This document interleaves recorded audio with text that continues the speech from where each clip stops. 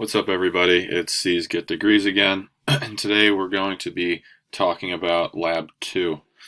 So for Lab 2, what I'm going to focus on is pull requests, and I'll show an example of one that I did for the lab, and then I'll also do a walkthrough. So the one that I did for the lab, it's a very monumental change. In the README, I noticed a couple of errors that I fixed, actually just one. Find it here. This add-in here, right? So it's supposed to be and it says add-in. So if we go back to the code and then we go to the pull requests, you can see my update on this. My description fixed minor typos inside the document, and then when we go to the commits, we can see that I in fact did change it to and. Alright, so this in itself is obviously, it's not that big of an issue, and it's a very minor little fix. So I'm going to do a live walkthrough, I guess.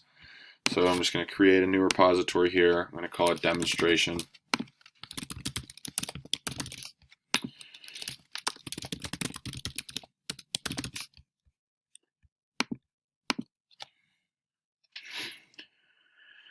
Alright, so in our README right now, it just says this. So I'm going to go into the branch, and I'm going to make a new branch called edits.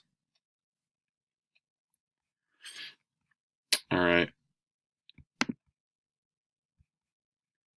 So we're going to click on the README here. We're going to edit the README. And now we're going to just write something small here.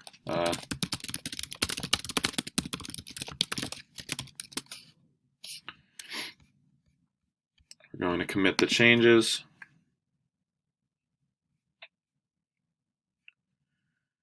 And now we're going to go into pull requests. We're going to do new pull request. Click on edits because that's where we made the changes as, and create pull request. Make a little comment here. Added a new line, something simple. Create the pull request. And now over here, we can see it's still in the master branch. It just says demonstration. When we go into the pull requests, we can click on this and we can see the changes that I made. This is obviously, it's been a short video, just a little walkthrough about the pull requests within Git or GitHub, and I hope you found it informational. Thanks. This has been C's Get Degrees signing off.